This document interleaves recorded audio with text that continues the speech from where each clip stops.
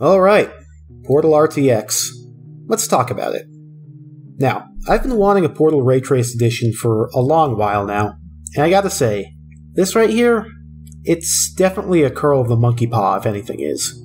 Let's start with the goods. The metal walls look fantastic, and the real-time reflections are an excellent addition for them specifically. That's pretty much the best thing I can say about it. Let's talk about the bad stuff now. So, first off, whoever headed the art direction for this remaster failed to understand one of the most important things about Portal design. And that's that Portal 1 is not Portal 2. Portal 1's design is mysterious in nature. Things are supposed to look automated but abandoned. Portal 2's design is the opposite. In Portal 2, heavy emphasis is placed on everything being alive, from the cubes you carry with you to the panels in the walls. More importantly, however, Portal 2 shows the new facility being operated rather than being left unattended. Old walls were replaced, new cubes are being used, and all in all there's an emphasis on a new aperture in Portal 2. Portal 1 is not that. It's not supposed to be that. The walls are old, stained concrete. The rooms are sterile, but feel as if they've been around for a long time. The problem I'm seeing here is that the design director for this remaster didn't consider this. They want to replace the concrete textures, which, mind you, are the most common textures in the entire game, with versions loosely based on the Portal 2 versions.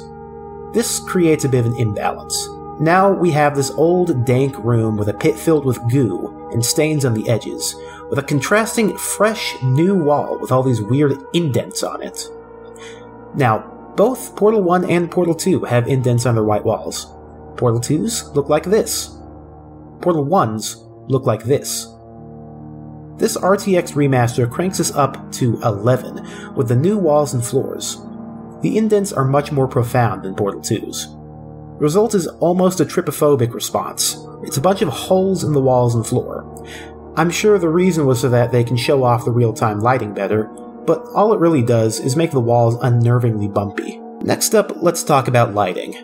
A big part of Portal 1's identity comes from its uniquely designed world. The chambers are almost exclusively lit by edge lights, red behind-the-scenes lights, and observation decks. You'd think that with ray tracing, the fact that these are real-time instead of being faked would give it an even better design, but it actually does quite the opposite. Look at Test Chamber 00 here. In the regular lighting, the majority of the level has this blue tone to it, with one of the major lighting points coming from the light inside the relaxation vault. In the RTX lighting, the relaxation vault is nearly completely unlit, due to the glass seemingly absorbing all of the light. This leads to the major lighting points being the wall sign and the observation deck. You'll notice that the edge lights are significantly less important to the overall lighting of the room. This real-time lighting, although more realistic, removes the stylization, because in addition to the baked-in lighting of the regular game, there's also a color correction that's removed in the RTX version. And going back again to the changed textures, the original blue tint of the concrete floor is gone. The result is a much less saturated, more monochromatic lighting solution to the whole room. Let's talk about the portals next. In spite of the fact that they're some of the brightest and most overblown objects in the world, they seem to be hardly projecting any lighting. This is something that Portal 2 can actually do with the right command, and has been seen in mods like Portal Reloaded. So we have a direct comparison here. With a system of real-time lighting such as RTX, we should be seeing a lot of light coming from the portals, but instead we're seeing the exact opposite. The cubes are producing more light than the portals. That's a good segue into the next point here, the cubes. Their design has been changed here so that they give off more light to showcase the ray tracing capabilities of the DLC. However, this presents an issue. Cubes are one part of a very particular design flow used throughout the entire game. Cubes, droppers, buttons, switches, doors, pellet launchers, pellet catchers, and a whole host of other testing elements all follow the same design intentionally.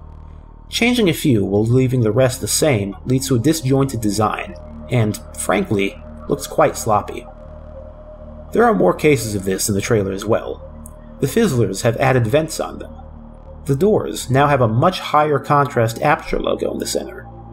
The buttons are literally taken from Portal 2, being the worst example of these random design changes. And overall, the testing elements of the game feel like they're from multiple different projects slapped together, without a concern about coherency. All in all, this remaster lacks cohesion. Its design is incoherent and jumbled all over the place.